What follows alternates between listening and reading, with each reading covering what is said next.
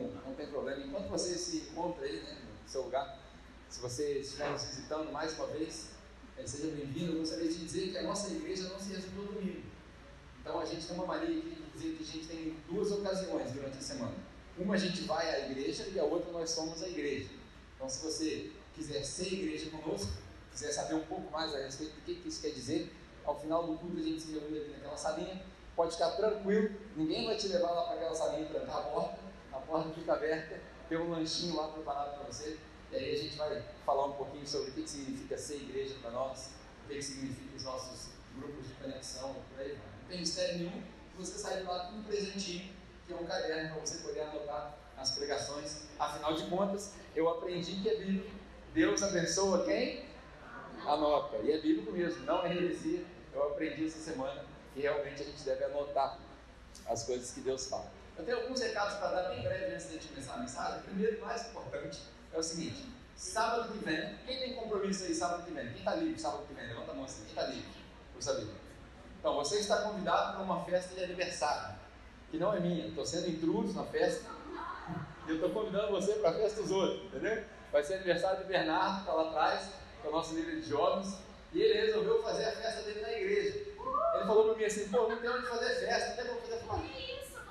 Nós estamos pagando aluguel de filme, a gente falou, faz a festa aí dentro. Então nós vamos fazer festa aqui, vai rolar umas músicas certamente, é o culto dos jovens, mas nós vamos fazer uma festa, vai ter salgadinho, vai ter bolo, então vem todo mundo. É importante que a igreja ajude o trabalho dos jovens, né? Por mais que você talvez não se sinta tão jovem assim, é importante você ajudar o trabalho dos jovens, porque eles vão crescendo e eles é que vão liderar essa igreja.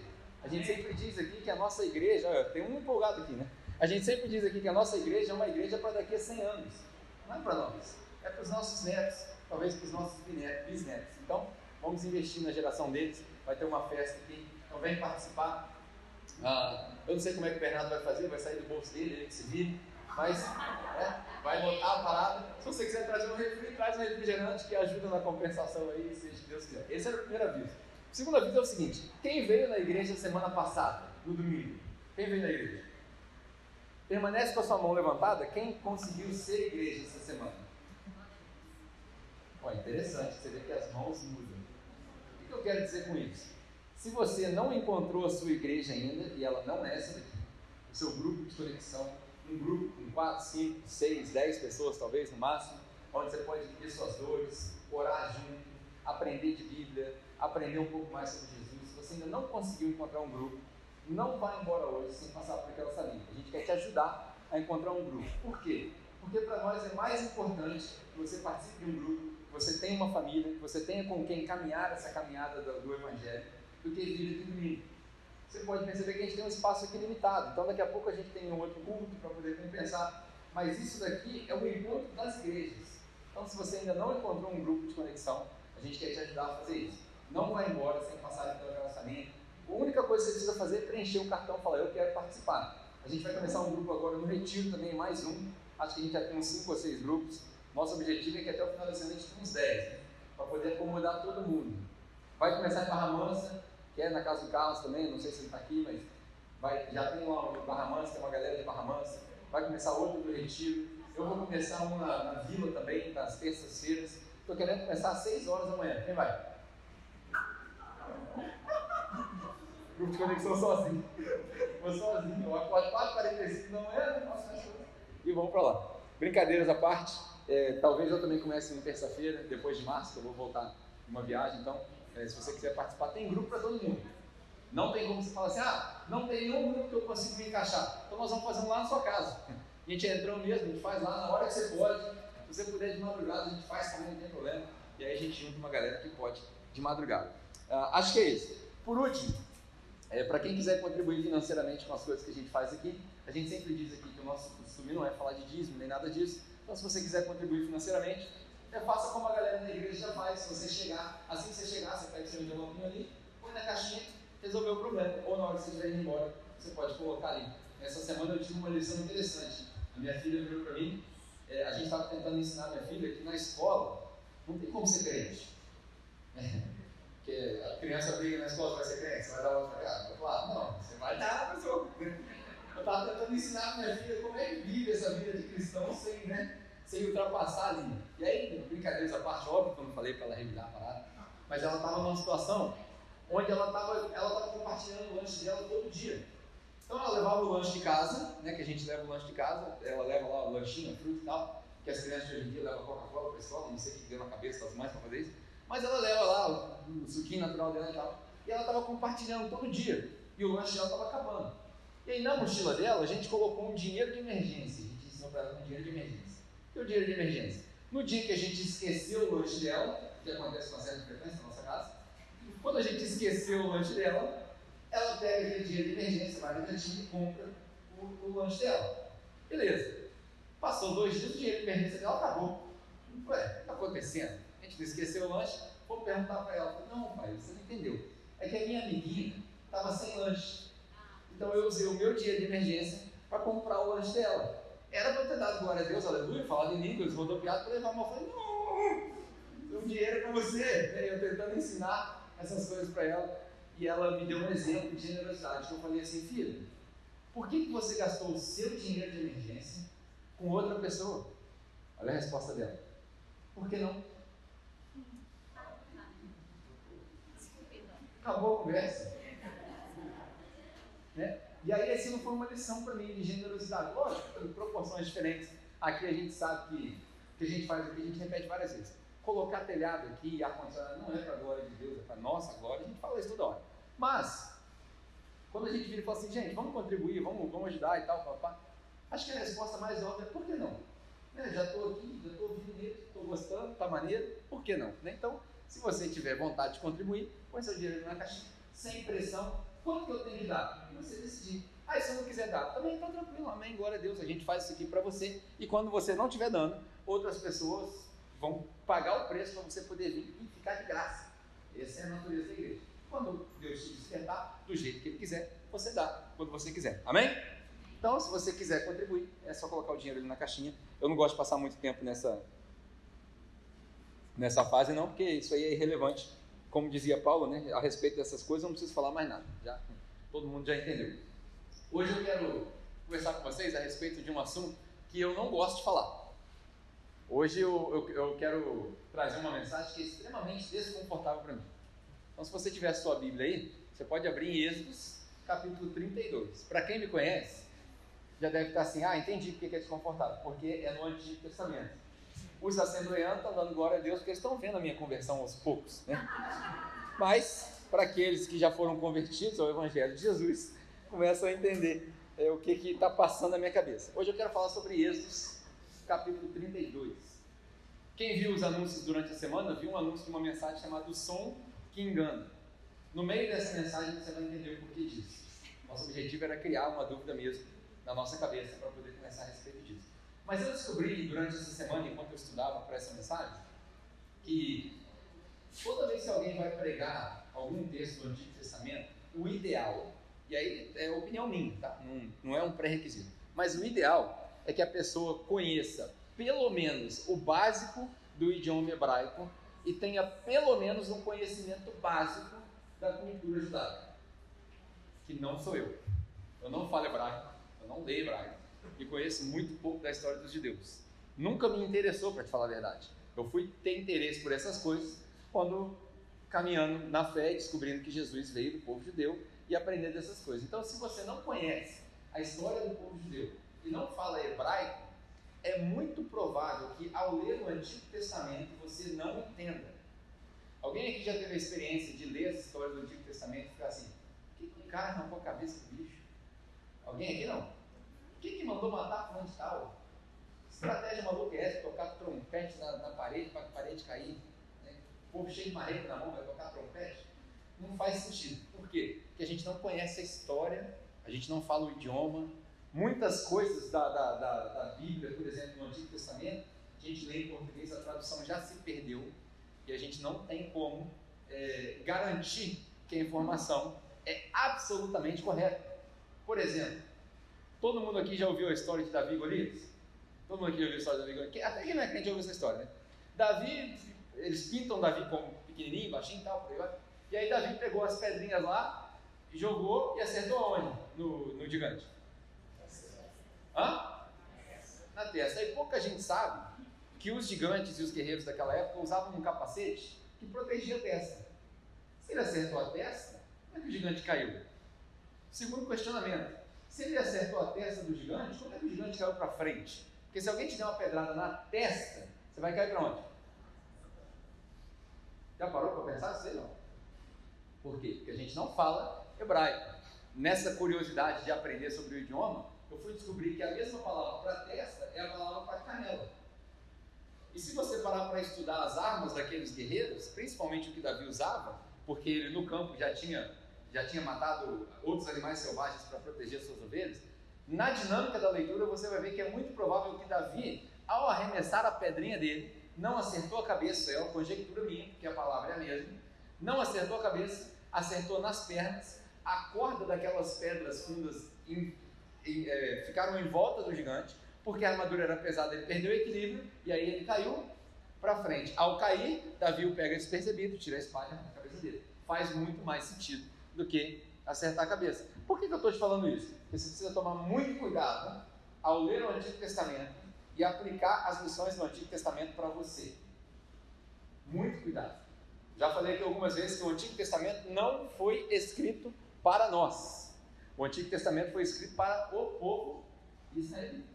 Não é para nós. A gente tira princípios de lá, mas as lições dali não se enquadram no nosso contexto. O que eu vou fazer hoje? Vou pegar um texto do Antigo Testamento, que eu acabei de falar para você que não é para nós, para te mostrar que as lições do passado vão trazer para nós uma perspectiva do presente.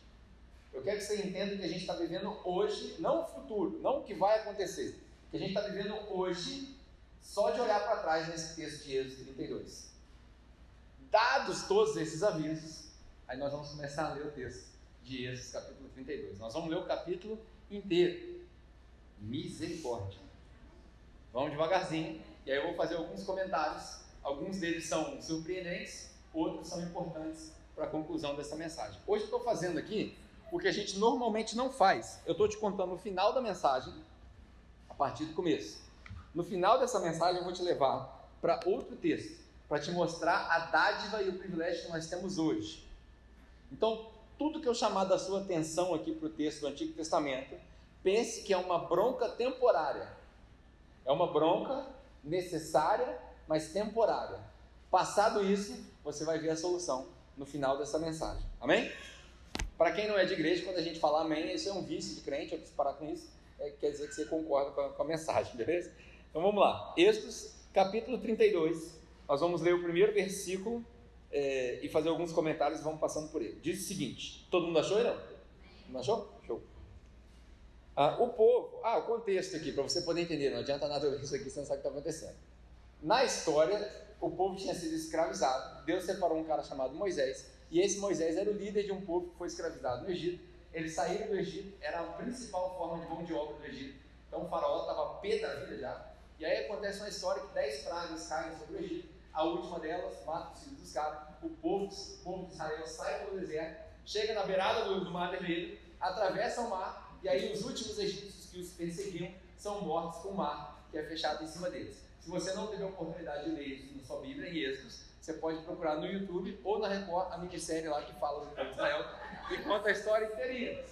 Conta a história inteirinha, é fácil. Hoje em dia o cara não tem mais desculpa de não ler Bíblia, é só procurar no YouTube, procurar na Record, até o Edir Macedo ajuda nós nessas paradas aí.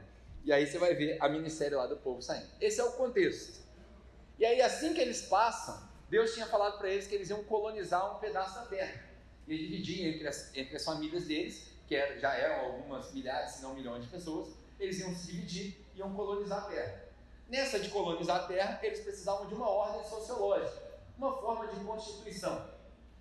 Se passar o sinal vermelho vai tomar multas, enfim, uma constituição. Você encontra o princípio dessa constituição no capítulo 20 de Êxodo, um pouquinho para trás, e aí agora no capítulo 30, 31, 32, 33, ele repete, que são os famosos 10 mandamentos. E junto com os 10 mandamentos, algumas outras ordenanças sobre como fazer o culto, como pagar o imposto, como cuidar da tribo do Levi, por aí vai. Várias coisas que você pode ler na sua casa, no seu tempo. No capítulo 32, nós vamos ler a história do bezerro de ouro. A primeira grande idolatria, e eu digo entre aspas de propósito, a primeira grande idolatria do povo de Israel. Eles fizeram lá um bezerro de ouro, você vai ver, a história é bizarra. A história do bezerro é bizarra, você vai ver aí já já. Êxodo capítulo 32, versículo 1, começa dizendo o seguinte: o povo, ao ver que Moisés demorava a descer do monte, porque ele tinha subido para falar com Deus, para receber a lei lá, juntou-se ao redor de Arão e lhe disse: venha, faça para nós deuses que nos conduzam, pois esse Moisés aí, o homem que nos tirou do Egito, não sabemos o que lhe aconteceu. Para quem conhece a história, Moisés subiu, estava lá 40 dias, a galera começou a falar: cadê o Moisés? Moisés subiu, não desceu, deu ruim para Moisés. Se deu ruim para Moisés, vai dar ruim para nós. Chamaram Arão: faz o seguinte, faz uns deuses aqui para nós, porque a gente não sabe o que aconteceu com Moisés. Duas coisas que a gente precisa aprender logo de cara já. Primeira delas, quando o líder demora para aparecer com a solução, as pessoas são mestres em mascarar a solução. Você está num contexto, a igreja, vamos trazer para o nosso contexto, a igreja vai crescer, isso, vamos fazer aquilo, tal, papá. Todo mundo fica numa certa dependência de um líder. A gente sempre diz que todo mundo precisa de um Moisés. Essa é a pior coisa que aconteceu na história da humanidade. O povo o tempo todo queria lidar com Moisés. Moisés, como é que faz isso? Moisés, fala com Deus para nós. Moisés, como é que faz? Moisés, de onde vem o perdão? E ao tempo todo, Moisés tinha a oportunidade de falar para eles: vocês não precisam de mim não. Deus fez uma aliança com vocês, não é comigo. Eu não sou intermediador de vocês. Vocês podem falar com ele direto, mas por alguma razão eles perderam essa oportunidade e trataram Moisés como intermediador. Então, se o líder demora, o povo mascara o resultado. Vamos fazer um Deus aqui de mentirinha para nós. E a segunda coisa é, toda vez que o líder demora a aparecer com resultado, ele se transforma num qualquer para o povo. Como a gente é uma sociedade imediatista, tudo tem que acontecer para ontem. E aí, quando as coisas não acontecem para ontem, o que é um grande exercício da vida cristã, porque uma manifestação do fruto do Espírito é paciência. Quem aqui precisa de mais paciência? Não está acontecendo, Deus. Talvez Deus esteja trabalhando contigo. Mas eu estou desempregado há um ano. Talvez Deus esteja trabalhando contigo. Uma coisa é eu desempregado sentado em casa sem entregar currículo. Aí não é Deus. Nem o diabo também, coitado do diabo, quem fica culpando o diabo à toa, é você que é preguiçoso. Outra coisa é as portas não se abrirem. Não abriu? Paciência. Tenha paciência. Às vezes Deus está trabalhando nas coisas. Quando o líder demora, o povo é mestre em passar na frente. E aí a gente continua, do versículo 2 até o 4. Respondeu então Arão: tirem os brincos de ouro das suas mulheres. E aí, vou parar para fazer uma observação. Ou tinha muita mulher nesse lugar, ou tinha muito brinco nesse lugar. Porque, rapaz, o cara vai fazer uma estátua de ouro, você vai ver, tem gente que acha que a estátua era de ouro maciça, tem gente que acha que era de madeira coberta de ouro. Seja lá o que for, você tem noção da quantidade de brinco que precisa tirar para poder fazer um bezerro? Mesmo que seja uma miniatura, um negocinho desse tamanho, que provavelmente não era. É muito brinco, muito brinco. Então é mais uma curiosidade, você falar assim, da onde que saiu tanto brinco? Né? Por que eu resolvi parar no brinco? Não sei. Tira os brincos. Mas é uma curiosidade, já viu aquelas conversas? Normalmente acontece entre os presbiterianos e os batistas. Vamos discutir quantos brincos tinham no povo de Israel. Não levar a lugar nenhum, né? Mas essas discussões acontecem. Já viu o pregador que ia encher linguiça? Não era o meu propósito aqui, tá, gente? Mas, enfim. Tire os brincos das suas mulheres, dos seus filhos, suas filhas, e tragam-nos a mim. Todos tiraram seus brincos de ouro e os levaram a Arão. Ele os recebeu, os fundiu, transformando tudo num ídolo, que modelou com uma ferramenta própria. Grava isso. Ele modelou esse ídolo com uma ferramenta própria, dando-lhes forma de um bezerro. Então eles disseram: eis aí os seus deuses, ó Israel, que tiraram vocês do Egito. Olha que interessante. Os caras foram lá e formaram um bezerro de ouro. Eis aí os seus deuses. O povo normalmente gosta de amuleto. Eu tenho um amigo meu que ele fala para mim assim: cara, peixe gosta de minhoca. Você fica dando morango para peixe, eles vão desperdiçar. Isso é uma analogia dele chamando a igreja de peixe, né? E eu falo para ele: não, cara, isso está errado. Nós somos todo mundo igual, todo mundo tem o direito de conhecer mais, de se aprofundar mais. Esse negócio de ficar dando só de pouquinho em pouquinho para manipular o povo, isso é errado. Mas, na verdade, o povo gosta de ser manipulado. O povo gosta de ser chicoteado. A grande maioria das pessoas gosta de coleira, gosta de limite. O ser humano não sabe ser livre. O ser humano é igual o passarinho domesticado. Se você abrir a gaiola, se ele voar, ele morre. A gente está muito mal acostumado com limites de mentira. Não pode usar calça, mulher não pode usar calça jeans, tem que usar saia. Não, mentira isso. Não pode cortar o cabelo, não pode fazer isso. A gente gosta da igreja do pode e não pode. Por quê? Porque aí a gente põe a culpa e a responsabilidade nos outros. Quando tem pode e não pode, a responsabilidade não é minha. A responsabilidade é de quem disse pode e quem disse não pode. Jesus nos chamou para um relacionamento de responsabilidade. É por isso que ele fala que a sua palavra seja sim, sim e não, não. Acabou. Vai fazer? Não. Vai fazer? Vou. Então faça. Não tem coleira. Ah, o pastor falou para mim que não pode. Aqui, pelo menos, você não vai encontrar isso. Primeiro, você vai ter dificuldade de descobrir quem é o pastor da igreja. Começa por aí. Esse dia eu estava andando na rua, a mulher falou assim, eu já ouvi falar dessa igreja aí, dos desigrejados, né? É essa mesmo. Quem é o pastor de lá? Eu falei, rapaz, estou lá até hoje, não descobri. Uns 3 anos que eu estou lá, não descobri. Ela olhou dentro da minha casa, ela tinha visto os vídeos e ela não sabia. Glória a Deus, né, cara? Glória a Deus, show de bola. Por quê? Porque aqui você não vai encontrar essa coleira. Ah, mas eu posso fazer isso, posso fazer aquilo. É só ler a sua Bíblia, é só ler as instruções, você vai descobrir o que te convém e o que não te convém. Questão de maturidade. E eu sempre me perguntei por que o povo fez um bezerro. Agora vai uma curiosidade interessante, porque quando a gente lê e não conhece o contexto, a gente deixa isso percebido. Por que o povo fez um bezerro de ouro? Né?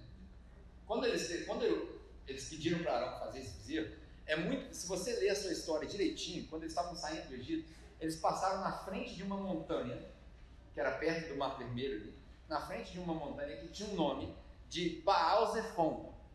Esses nomes estranhos aí que eles têm lá no Egito lá. O que significa, né, Baal, a gente já ouviu várias vezes Jesus falando sobre Baal, sobre os demônios e por aí vai. Era um deus, ou uma entidade, conhecida por uma forma de um touro. Esse Baal-Zephon e a montanha, ali ofereciam-se sacrifícios para esse deus. E os egípcios, da onde eles estavam vindo, tinham passado 400 anos escravizados, ou seja, talvez umas 7 ou 8 gerações crescidas no Egito, eles cresceram adorando os deuses do Egito. E um dos deuses mais prominentes do Egito tinha forma de touro naquela época, que era o deus Apis. Quando eles saíram, para piorar a situação toda, no meio do deserto, à noite, você sabe muito bem que no deserto não tem poste de luz, no deserto não tem lâmpada, no deserto a única coisa que você vê é o céu, e o céu estrelado, na maioria das vezes. Então Deus, diz a palavra ali em Êxodo, que Deus andava com eles durante a noite como uma bola de fogo, durante o dia como uma nuvem, para protegê-los, para que eles não fossem mortos ali. E quando eles olhavam para o céu, dizem os estudiosos, na maioria deles, nesse momento do Monte Sinai, quando Moisés desce, eles estavam numa estação onde no céu você vê a constelação de touro. Então olha que interessante, os caras saíram com 7 ou 8 gerações de adoração a um Deus que tinha forma de touro, passaram na frente de um monte que tinha nome de touro e forma de touro, e olhavam para o céu e viam um touro. Dizem os rabinos judeus que Arão tentou reduzir essa forma de adoração e não criou nenhum ídolo. Ele queria criar uma ponte, porque se Moisés era a ponte, ele queria criar uma outra ponte. Aí ele criou um bezerro, que era uma forma mais palpável de receber, porque para eles era normal uma imagem. Para nós não. Para nós não é tão normal. Para eles era normal. O pai da nossa fé, o pai da fé, Abraão, veio de uma família pagã, que fabricava ídolos. Então eles fizeram esse ídolo, dizem os rabinos, e aí a opinião deles, dos mais estudiosos, dizem os rabinos, que eles não fizeram por mal, que eles não quiseram criar uma adoração, que eles não criaram um outro Deus, que aquilo era um retrato dos deuses que eles conheciam. Nos debates filosóficos de hoje, as pessoas vão dizer que Alá é o mesmo Deus que o nosso, por aí vai. E aí tem espaço para todas essas conversas. Meu objetivo hoje é apresentar o outro ponto, de propósito, dizendo que esse bezerro era talvez uma forma de adoração. Ah, mas você está errado, Pedro. Talvez eu esteja errado, mas eu quero trazer essa perspectiva para fazer essa alegoria contigo. Eles passaram ali e aí eles criaram um outro Deus. Na minha opinião, eles criaram um substituto de Deus, porque Deus não estava respondendo. Então eles criaram um Deus para que eles pudessem adorar. E eles criaram um Deus com forma de bezerro porque era aquilo que eles estavam familiarizados. Vai uma pergunta para você refletir. Quais são os deuses que você tem se familiarizado na sua vida? Porque todos nós temos deuses. Ah, mas eu sou cristão, eu sirvo um só Deus. Todos nós temos deuses. Porque tudo aquilo que você coloca como prioridade se torna um Deus. Se pedisse para você fazer um altar e um ídolo, provavelmente esse ídolo pareceria com os seus deuses. Para alguns é dinheiro, para outros é trabalho, para outros é sucesso, para outros é fama, para outros é status. Qual é o Deus que você mais se familiarizou? A semelhança do povo de Israel, todos nós temos alguns ídolos dentro da gente. E a gente precisa quebrar. Vai pensando nessa daí. E aí a gente continua, versículo 5. Vendo isso, Arão edificou um altar diante do bezerro e anunciou: amanhã haverá uma festa ao Senhor. É daqui que os rabinos tiram que houve uma distinção entre o bezerro e Deus, porque a festa de amanhã era para o Senhor. Eu vou continuar no ponto de que rolou uma idolatria aqui. Por quê? O que acontece aqui? O problema não é a estátua. Se eu resolver fazer, por exemplo, se eu resolver fazer uma estátua disso daqui, isso aqui é só uma estátua. É só um instrumento. Não significa nada. É uma estrutura. O ídolo se torna Deus a partir do momento que ele recebe culto. É aí que ele se torna Deus. E o que isso significa? Significa devoção, atenção, prioridade. Quando o bezerro de ouro recebe um altar para ele, aí ele se torna um Deus.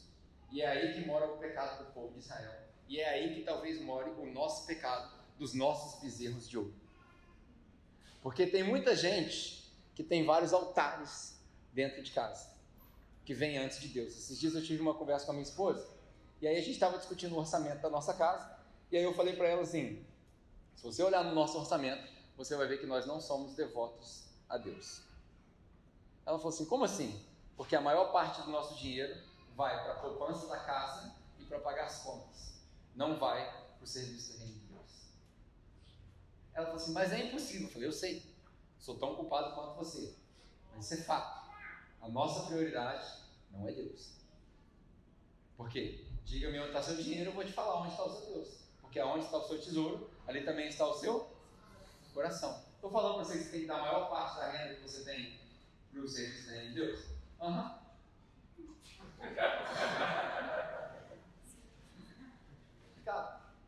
Todas as vezes que eu tenho essas discussões, as pessoas falam assim: mas isso é impossível.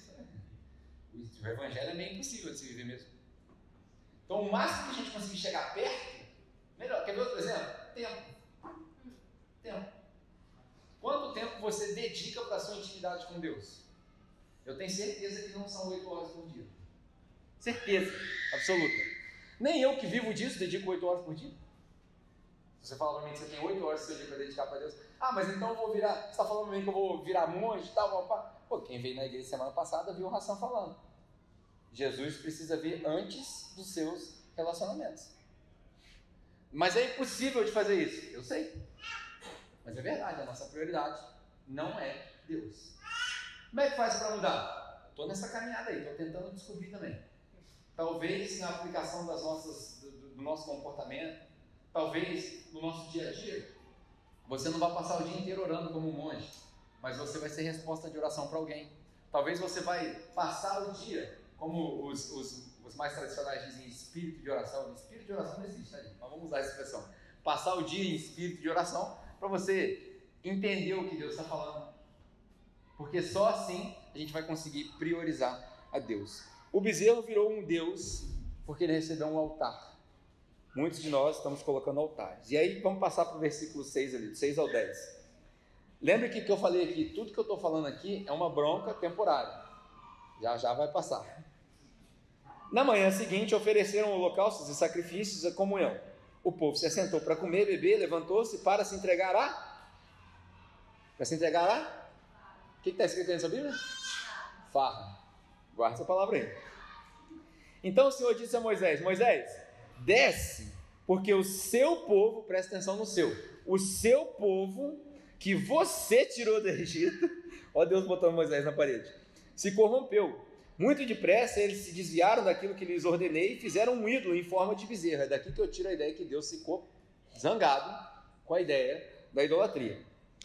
Eles se curvaram diante dele, ofereceram-lhe sacrifícios e disseram: eis aí, ó Israel, os deuses que te tiraram do Egito. Disse o Senhor a Moisés: eu tenho visto que esse povo é um povo burro. É isso que está na sua Bíblia? É porque você não fala hebraico. É exatamente isso que está escrito. Eu pesquisei, estou falando sério. Exatamente. Povo de cabeça dura. Não entra na cabeça desse povo que eu sou Deus. É como se Deus estivesse dizendo: eu transformei água em sangue, eu mandei praga, eu abri o mar, o povinho burro. Dá licença para eu continuar a bronca. Eu acho que hoje Deus olha para a igreja e fala assim: o povinho burro.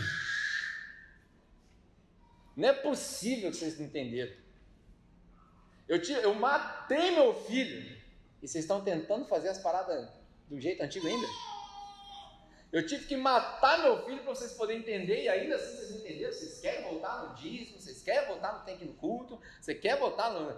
Até hoje parece que Deus tem que mandar Jesus de novo para morrer de novo, porque a gente continua ignorando o sacrifício que ele fez. Eu tenho visto que esse povo é um povo burro. Me deixa sozinho agora, Moisés. Ele falou para Moisés: dá licença, me deixa. Para quê? Para que a minha ira se acenda contra eles e eu os destrua. Depois eu farei de você uma grande reação, e aí uma grande nação. E aí Moisés vai responder a Deus no próximo versículo. Alguns detalhes aqui. Primeiro, o povo se levantou no festival e foi para farra. Farra. Essa palavra, você sabe? Farra pro boi. Você sabe o que quer dizer essa palavra? Essa semana eu pesquisei, falei para você que para pregar no Antigo Testamento o cara tem que falar hebraico. Sabe que deixa eu ver se não tem criança aqui. Orgia, para não falar outra palavra que começa com P. Entendeu não? Entendeu bem? A Bíblia está dizendo para você, Êxodo capítulo 32, que no mesmo dia que os caras olharam para o bezerro e falaram assim: isso aqui é Deus. Na frente de Deus, os caras saíram para beber, encher a lata, saíram para comer até estufar, saíram para a zona, saíram para a orgia, um com o outro, bora! É isso aí que está escrito aí. Isso aí que está escrito aí. Eu pergunto para você: qual é a diferença de Êxodo 32 e a igreja de hoje? Ah, mas aqui não é a igreja de pode tudo? Pode fazer o que você quiser, cara. Ninguém vai te proibir de fazer nada. Mas você deve sair daqui e encher a cara no bar? Claro que não. Por que você faz? Porque tu é burro. Você não entendeu o sacrifício que Jesus fez. A pessoa que sai daqui e se entrega no estilo de vida promíscuo, bebedeira, vários parceiros sexuais, droga, sonegação de imposto, a pessoa que faz essas coisas é burro. Burro. Porque não entendeu. Cabeça dura. Lembra que a bronca é temporária. Temporária. Eu vou mostrar a solução, mas eu acho que você concorda comigo que a igreja está igualzinho ao povo de Israel. Igualzinho. Eu estou falando para você conhecimento de causa. Eu lido com gente, eu sento para tomar café com o povo, o cara nem mente na minha cara, lavado assim. Eu pergunto pro cara: mano, você traiu a menina? De maneira nenhuma. Eu lembro de um caso que eu tive que tratar. Eu falei que eu sentei com um cara 4 meses seguidos, quase todo dia. Mano, você não traiu a menina? Não, de maneira nenhuma. Eu tinha filmagem dele aqui, eu traindo a menina no meu telefone. Ele olhou dentro da minha cara e falou assim: não, maneira, isso aí não, nunca. Sabe o que eu fiz? Falei: amém, mano. Vou continuar seu amigo, dá um abraço aqui, vamos orar. Esperando Deus fazer as coisas, porque eu não sou Deus. Se eu fosse Deus, não restava ninguém aqui.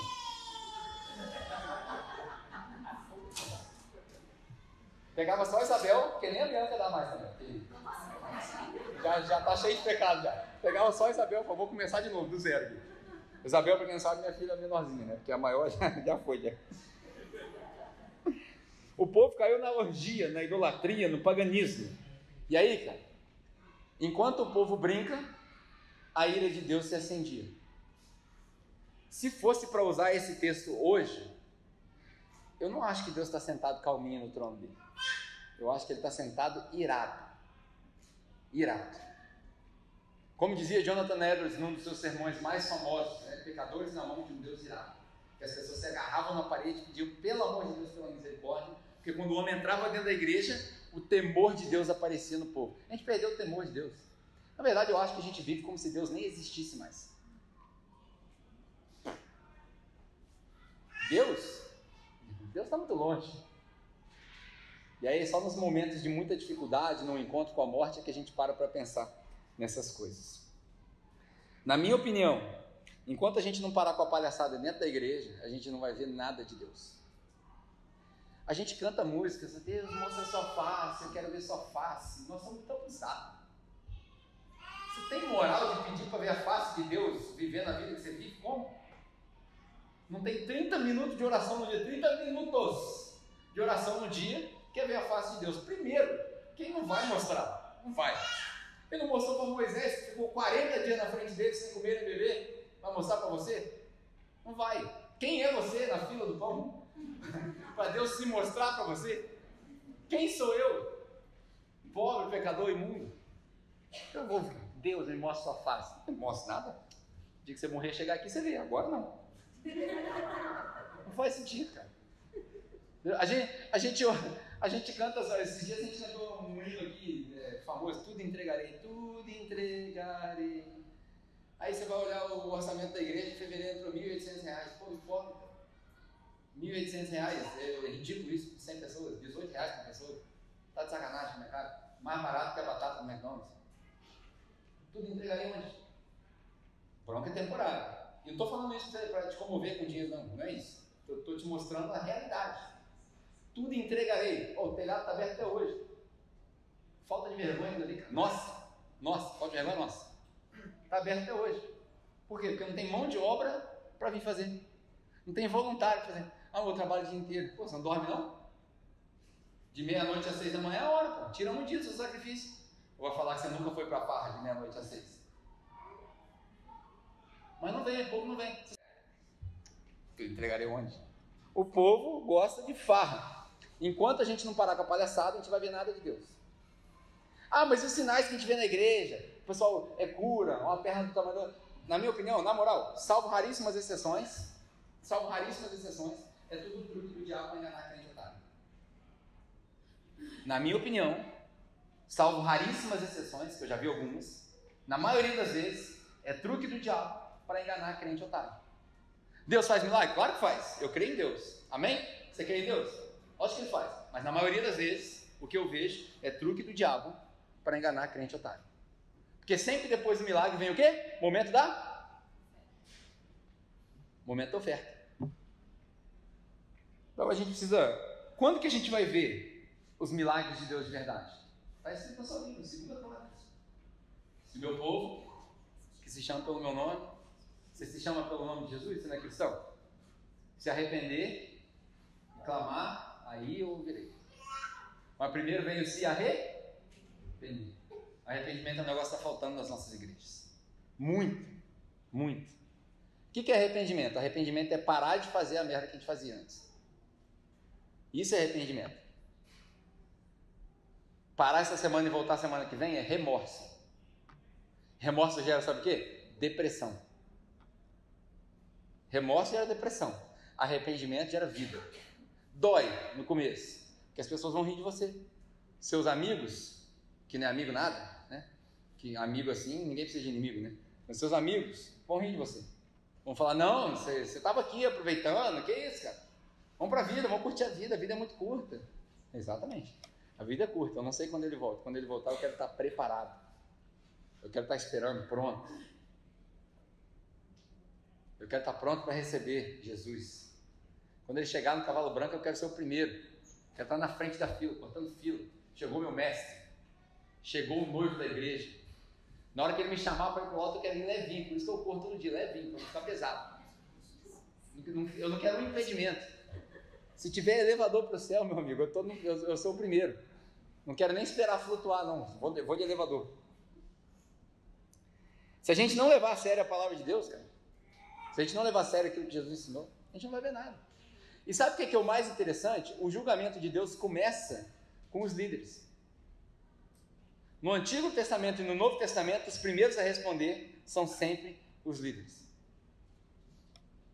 Sempre os líderes. É por isso que eu falo para vocês que eu não vou botar coleira em ninguém. Eu não vou botar coleira em ninguém. Por quê? Porque eu não tenho filho da idade de vocês. E eu não quero ter que responder por vocês. Você que responda pelo seu próprio pecado. Na hora que Jesus aparecer, o problema é seu. Eu quero ser igreja com você assim, ó, vamos viver juntos, vamos compartilhar nossas coisas, igual a igreja de Atos. Eu não quero ser igreja do Antigo Testamento, não. Eu quero ser a igreja de Atos, que a gente vive junto, a gente compartilha nossas coisas, a gente ora junto, a gente chora junto, eu te ajudo, você me ajuda, a gente convive aqui como se fosse o céu. Mas a responsabilidade do seu pecado é sua, não é minha não. E não tem altar aqui na igreja também não. Já fizemos um palco baixinho que é para não criar idolatria mesmo. Não tem altar na igreja, vou levar meus pecados para o Senhor. Não, você lida com seus pecados. Não adianta levar para não, porque ele já levou seus pecados na cruz, tudo já. Então você lida, responsabilidade, seja homem, seja mulher, seja adulto, e lida com seus pecados. Trair minha esposa, o que eu faço? Confessa. Chama a sua esposa e fala, ó, eu cometi um pecado contra ti e contra o Senhor. Estou aqui me confessando para ver se eu alcanço cura e se recebo perdão. Esconde a sua esposa e você vê o que o diabo vai fazer com você. Estou te ameaçando? Aham. Que é isso que ele faz. Ele é o acusador. Grava essa palavra, acusador, porque no final, lembra que eu falei temporário? Ele é o acusador. Ele vai esfregar na sua cara. E se você não se arrepender, meu querido, a graça de Jesus está aí, salvação é de graça mesmo, não tem nada que você faça. Amém, glória a Deus. Mas que tu vai passar apertado na vida aqui, vai. Vai passar vergonha. Confessa. Melhor que você faz. Versículo 11.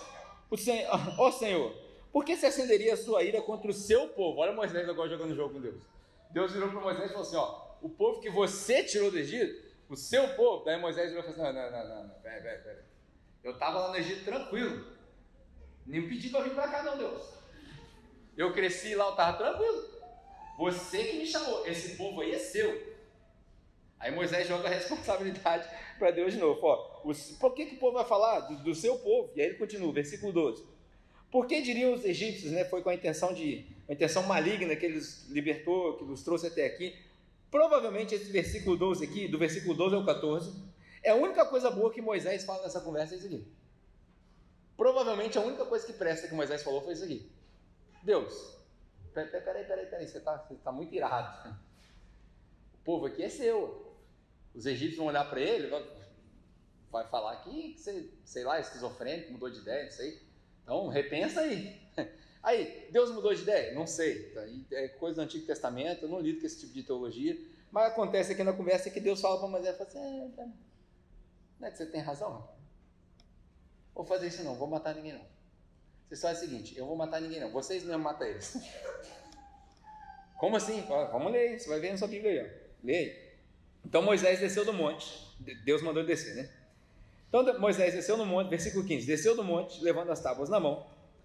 Elas estavam escritas de ambos os lados, dos famosos 10 mandamentos, frente e verso. As tábuas tinham sido feitas por Deus, e o que nelas estava gravado foi escrito por Deus. Quando Josué ouviu um barulho do povo gritando, ele disse, Moisés, tem um barulho de guerra lá no acampamento. É daqui que veio o título dessa mensagem. É um pedaço só da mensagem, mas foi daqui que veio.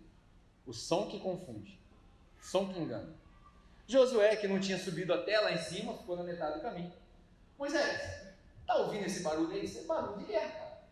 A galera tá indo pra guerra. Aí Moisés vira e fala para ele assim, o que eu estou ouvindo aí não é nem som de vitória, nem som de derrota. É um som qualquer. É isso que eu estou ouvindo. O que ele quis dizer com isso? Muitas das vezes, né, nesse cenário aqui, o povo estava celebrando, estava na farra. Às vezes a gente acha que está fazendo algo que agrada a Deus, quando na verdade nós estamos deixando ele irado. Nas igrejas hoje tem muitas vezes que a gente acha que está agradando a Deus, mas na verdade nós estamos deixando Deus irado. A gente acha que o culto está bom porque está cantando a música, mas a música não tem nada a ver com Jesus, a música é só para mim. E aí Deus olha para aquilo e fala, isso aí não é culto para mim. É no máximo um culto para você. E a gente não tem nem a integridade de falar que é para nós. A gente pode falar que é para nós. Né? Como eu vivo dizendo aqui, que essa estrutura aqui é para nossa glória. Tem muita gente que pode estar ouvindo uma coisa achando que é bom, e Deus está cantando outra coisa totalmente diferente. Muita gente está assim. Essa semana eu tive que lidar com algumas pessoas que vieram falar para mim assim, fulano de tal está vivendo assim, fulano de tal está vivendo assim, o que você vai fazer? Eu pensei, cheguei na conclusão que não vou fazer nada. Cheguei na conclusão que não vou fazer nada. Por quê? Porque eu não sou Deus. Nossa, mas isso aí vai incomodar muita gente. Está me incomodando. Você não tem noção como que me incomoda. Mas não sou Deus. Então o que eu vou fazer? Eu vou continuar pregando o Evangelho. Vou continuar usando o máximo que a gente pode aqui dessa plataforma para pregar o Evangelho. Se arrependa dos seus pecados, vive uma vida direita. Agora, se a pessoa não chegar para você, que está sentado aí, falar assim, cara, eu preciso de ajuda, o que você vai fazer metendo a bedelho na vida da pessoa? Você só vai arrumar inimigo, cara. Só vai arrumar inimigo. Porque a pessoa vai olhar dentro da sua cara, experiência própria, tá? Vai olhar dentro da sua cara, vai falar que vai fazer e não vai fazer. E vai te envergonhar ainda.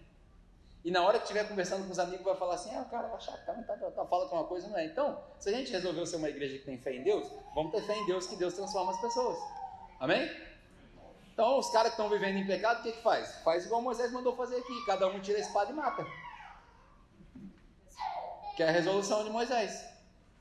Deus virou para Moisés e falou assim, vocês tiram a espada, quer ver? Versículo 25, pula para o versículo 25 aí para você ver. Moisés viu que o povo estava desenfreado e que Arão tinha deixado fora de controle, tendo se tornado motivo de riso para os seus inimigos, é o que eu falei, virou motivo de piada. Então ele ficou em pé à entrada do acampamento e disse, quem é pelo Senhor? Se junte a mim. Se eu fizesse essa pergunta aqui, quem aqui está com Deus? Levanta a mão. Beleza, metade da igreja, show. Qual que é a pergunta? Quem aqui está com Deus? A galera levanta a mão, o cara, vem, todo mundo para cá. Então o que vocês vão fazer? Vocês aqui estão com Deus? Se nós aqui estamos com Deus, significa que aqueles lá estão contra Deus, ou sem Deus. O que nós vamos fazer? Nós vamos matar eles. Nós vamos cada um pegar a espada e nós vamos matar eles. Não interessa se é pai, se é mãe, se é irmão, se é nada. Nós vamos matar todo mundo, que é para purificar o acampamento. Essa foi a resolução que Deus deu. Mandou matar todo mundo. Naquele dia morreram 3.000 pessoas. Está escrito aí, sabia? Do 25 ao 29. 3.000 pessoas. Deus mandou que os levitas matassem aqueles que continuassem na farra, que continuassem na adoração do bezerro. 3.000. Esse Deus aí também é o Deus que nós adoramos. Amém? Você tem condição na sua mente esquizofrênica de pensar assim também? Não. Porque todo cristão precisa ser um pouco esquizofrênico. Porque como que adora um Deus que faz isso? Calma, esse é o começo da história.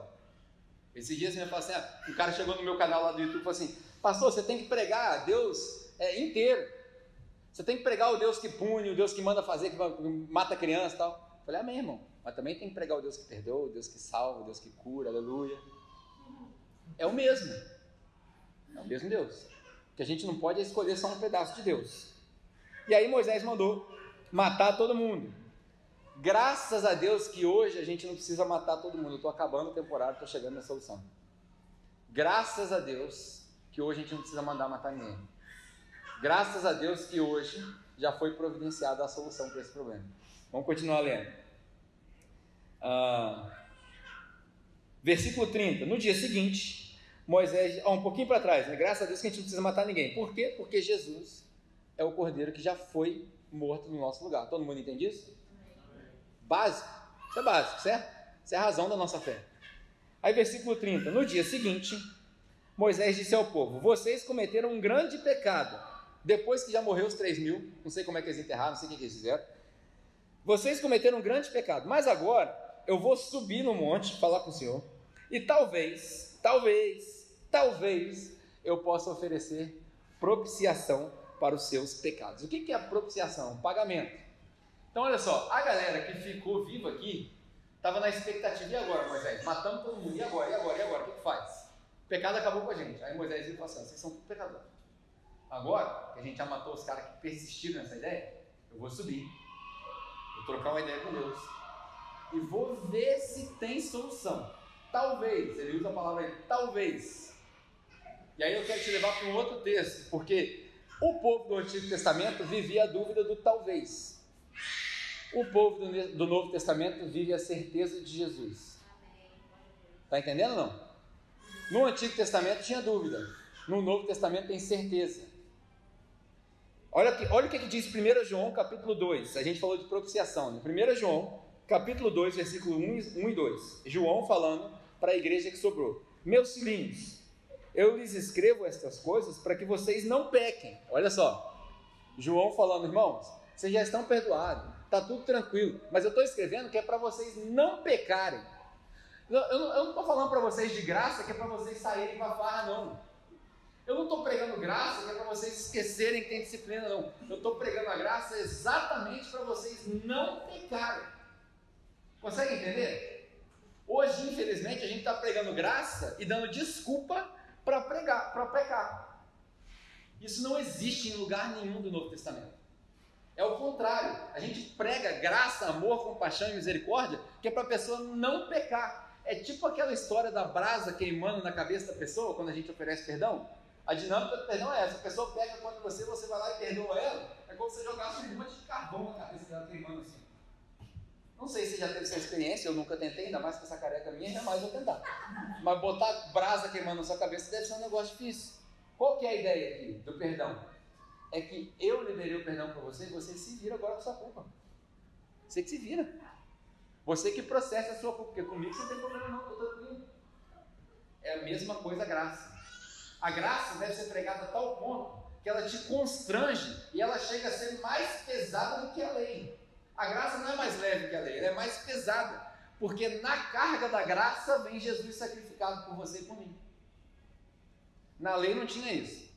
Na carga da lei vem a sua obediência. Como nós somos tudo sem vergonha, a gente nunca ia passar. Na carga da graça vem Jesus crucificado, açoitado, sangrando, morto por você, mas ressurreto depois de 3 dias para poder te dar o perdão.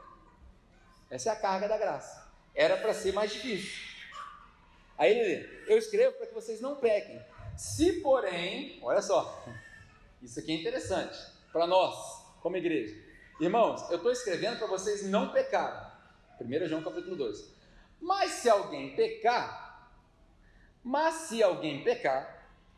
eu ouso dizer, não é se, é quando, porque todo mundo peca. Quando alguém pecar, nós temos um intercessor junto ao Pai. O diabo acusa, Jesus intercede. É como se o diabo estivesse lá de fora e falasse: ó, Deus, está vendo a vida do Pedro? Estou vendo. Você está vendo quão suja ela está? Não, estou vendo. Vai fazer nada não? Já fiz. O que você fez? Matei Jesus. Ele intercede, porque ao mesmo tempo que o diabo está nessa dinâmica aqui bem infantil, para você entender, o diabo está me acusando e Jesus está sentado do lado do pai lá. Na hora que o pai fala assim: você está vendo Pedro? Estou. Aí Jesus fala assim: olha eu aqui.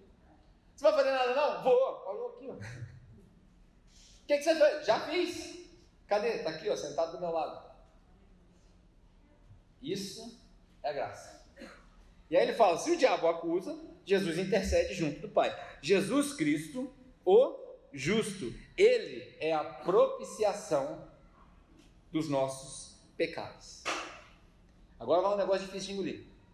Jesus é a propiciação, ou o pagamento, o resultado do nosso pecado.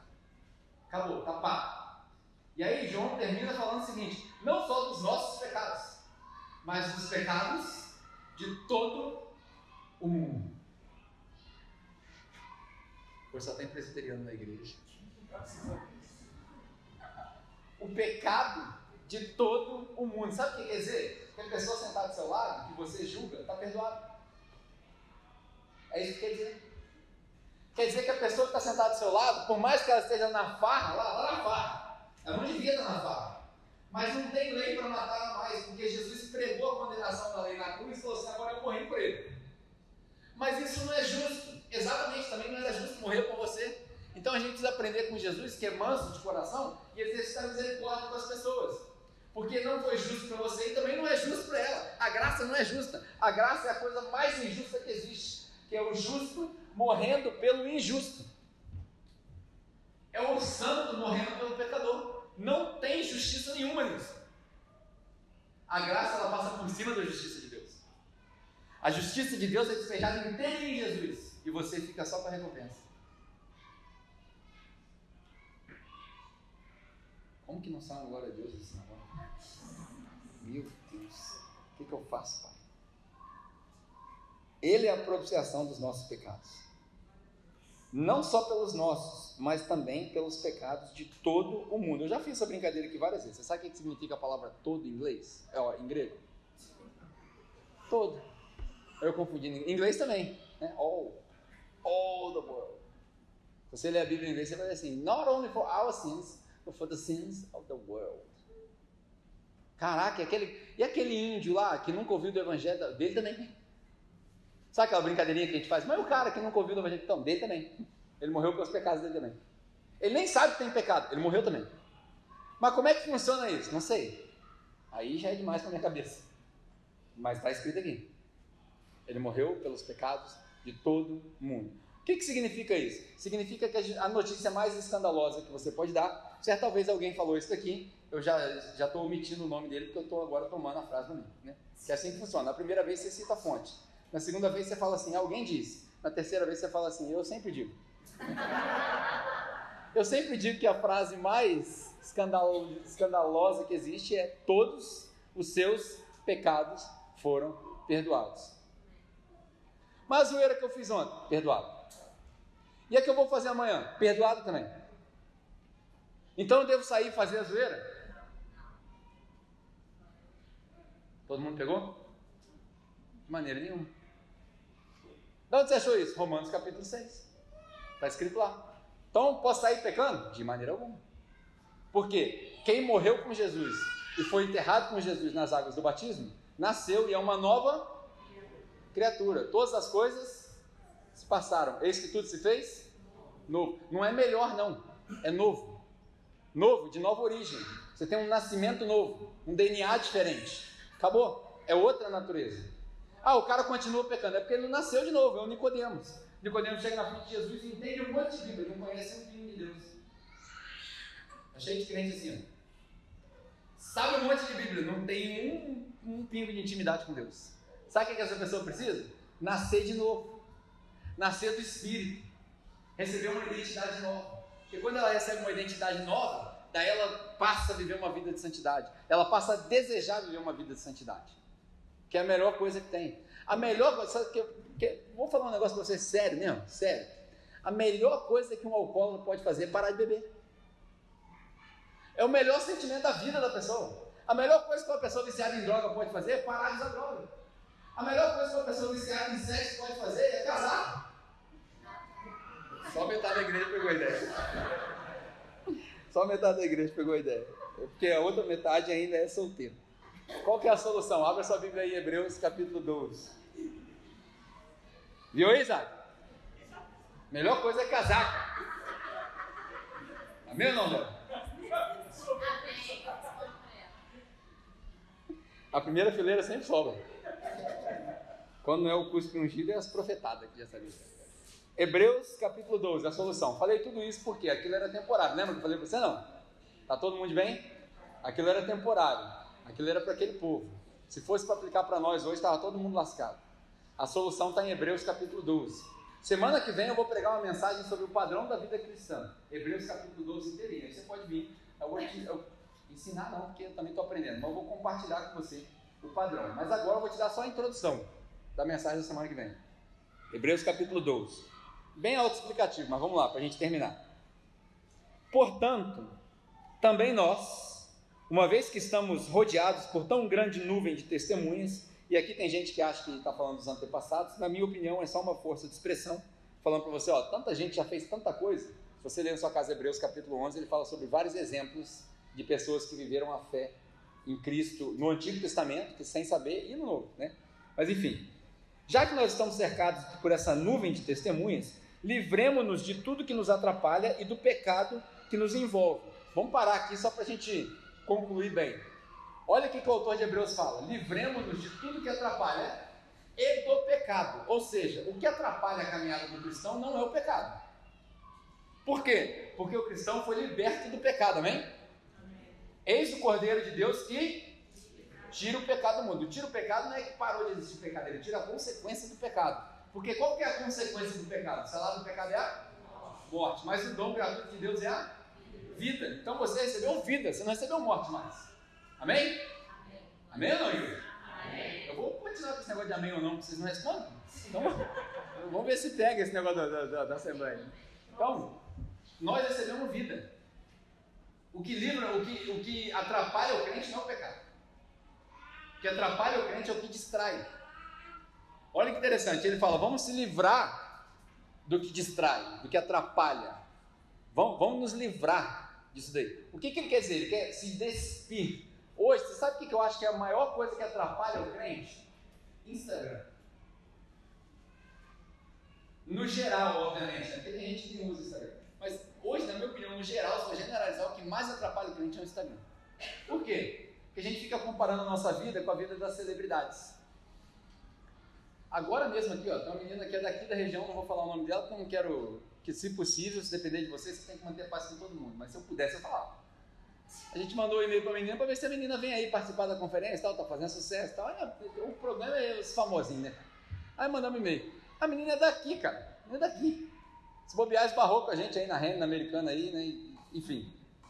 Eu não sento com homens. Eu não tenho tempo. Minha agenda é lotada. Se quiser falar comigo, procure meu agente. Falei, entrega a alma dela pro diabo uma vez. Pô, não é possível. Rapaz, esses dias eu falei com o autor do livro que eu estava lendo. O cara é guru de jogador de NBA, por aí vai. Eu falei com o cara no Instagram e a menina tem que falar com a gente dela. Não traga uma pessoa dessa aqui nem a pau. Nem se me pagar, vou te dar 20 mil para falar na sua igreja. Pode levar seus 20 mil. Não faço. Por quê? Estrelinha. O que é isso? Culpa nossa.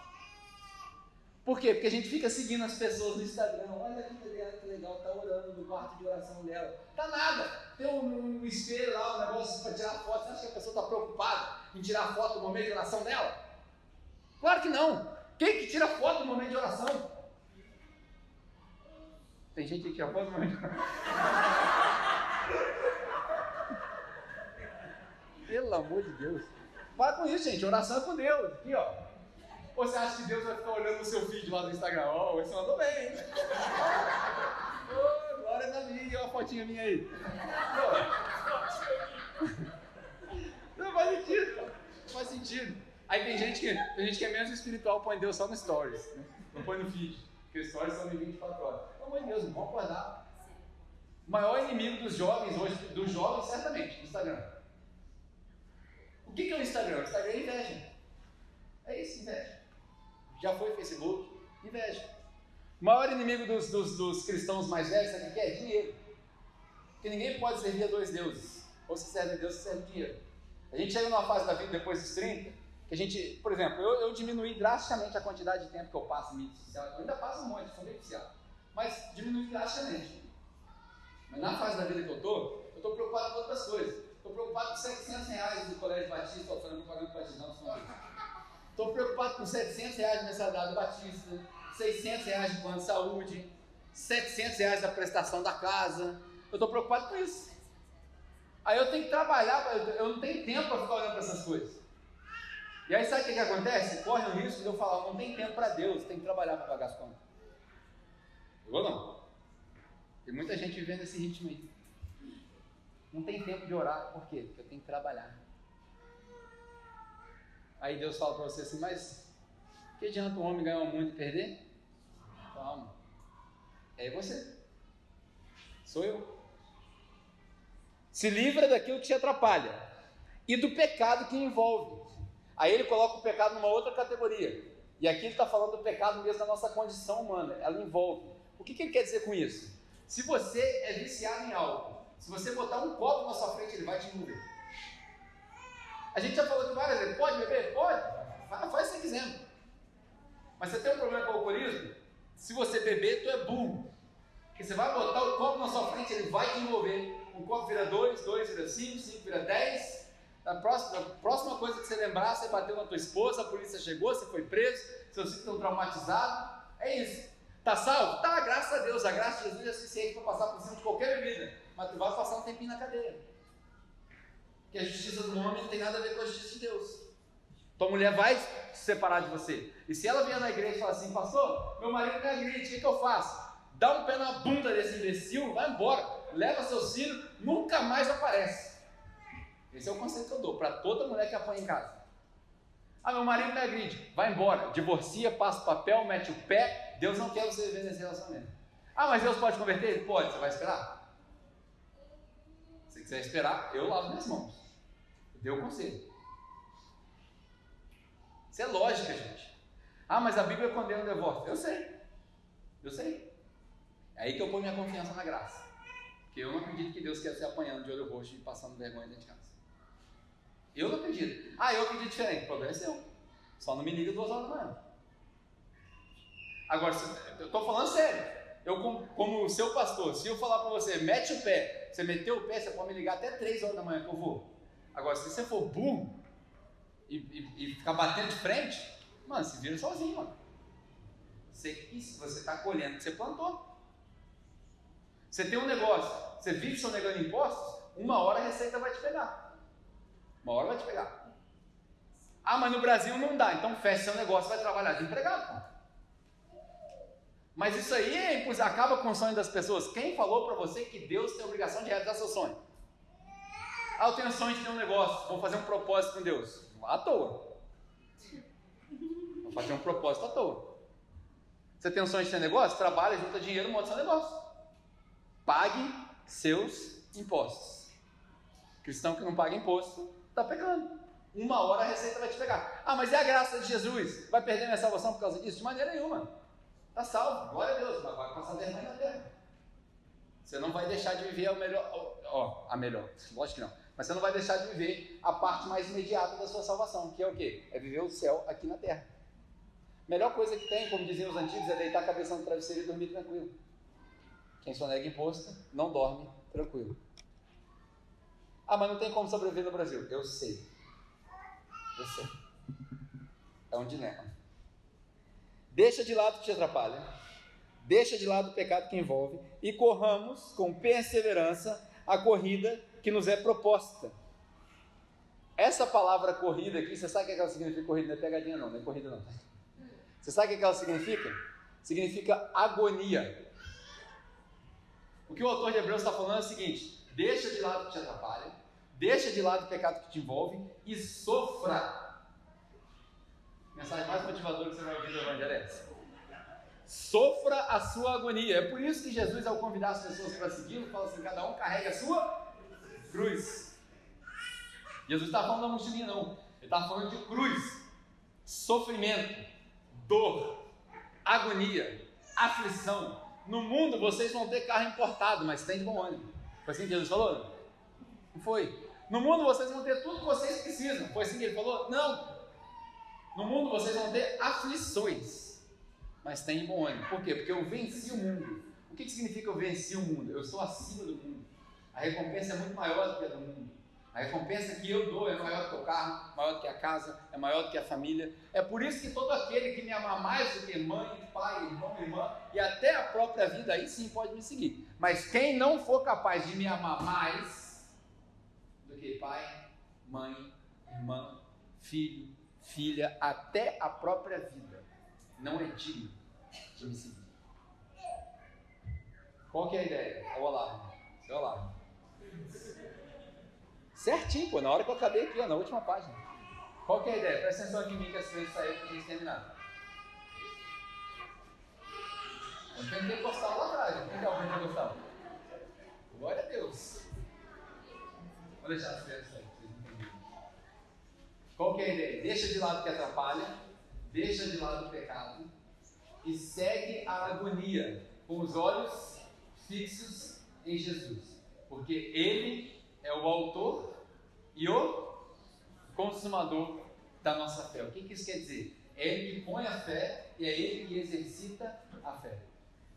É Ele que cria e é Ele que põe em prática. É o próprio Jesus que dá o presente da fé e é o próprio Jesus que te ajuda a exercitar a fé. Só assim a gente consegue viver uma vida de santidade, de abstinência, de dificuldade, de obstáculo. Só assim a gente consegue viver uma vida em Cristo, essa novidade que a gente fala. E aí, como eu disse, semana que vem eu vou passar mais para essa pregação sobre Hebreus, mas meu conselho para hoje, a aplicação de hoje, a gente sempre diz aqui, a missão da nossa igreja é apontar para Cristo. O que você faz no seu dia a dia, com todas as suas situações, todas as suas circunstâncias? Olha para Jesus. Deu ruim? Olha para Jesus. Deu ruim? Olha para Jesus. Está complicado? Olha para Jesus. Sempre olhando para Jesus. Mas e aí, qual que é a solução prática? Não tem. Se você não olhar para Jesus, tudo que você fizer vai dar errado. Vai capotar. Uma hora você vai ter que pagar o preço. Agora, se você olha para Jesus, aí as coisas vão andando, vão entrando no trilho. Vai ser fácil? Não. Mas pelo menos você vai conseguir ter progresso. Essa que é a ideia. Progresso. Todo mundo tem um bezerro, todo mundo tem um ídolo, todo mundo tem problema, todo mundo tem pecado. Todos nós precisamos da graça e da misericórdia de Deus. Então vamos estender a misericórdia para que a gente alcance a misericórdia. Afinal de contas, bem-aventurados são os misericordiosos, porque eles receberão misericórdia. Veja que o sermão de Jesus começa com a sua prática e depois com a recompensa. Bem-aventurados são os misericordiosos, porque esses receberão misericórdia. Quer receber misericórdia? Seja misericordioso. Amém? Show de bola. Vamos orar? Olha, terminei bem na hora, não. Muito bom. Pai, obrigado por essa oportunidade de falar contigo, de conversar contigo. Obrigado pela oportunidade de expor sua palavra. A minha oração é que essa pregação seja eficiente no coração de cada um aqui, que nós possamos nos livrar daquilo que nos atrapalha, que nós possamos nos livrar daquilo que nos envolve, que nós possamos correr a nossa corrida de agonia todos os dias, que nós tenhamos alegria em sofrermos perseguições e tribulações, sabendo que o Senhor está desenvolvendo o nosso caráter ao longo do caminho. Pai, nós te agradecemos por cada desafio que nós temos, por cada dificuldade que nós temos. Glorificamos o seu nome, Pai, porque sabemos que o Senhor está em todas essas coisas. Sabemos que o Senhor não é só um Deus de recompensas e de milagres, que o Senhor também o é. Mas sabemos que o Senhor é um Deus que está conosco no vale. O Senhor passa conosco no vale, o Senhor está conosco na fogueira. Talvez o Senhor tenha escolhido alguns de nós para vivermos uma vida calma e outros para vivermos uma vida de tribulação. Que cada um possa carregar a sua própria cruz e entender o chamado que o Senhor deu para nós. Pai, obrigado mais uma vez pelo privilégio de podermos ser igreja, de compartilharmos com os nossos irmãos uns com os outros na nossa vida. Que o Senhor possa nos levar em segurança para o nosso lar e que essa mensagem possa ecoar durante a semana nos nossos corações. Em nome de Jesus.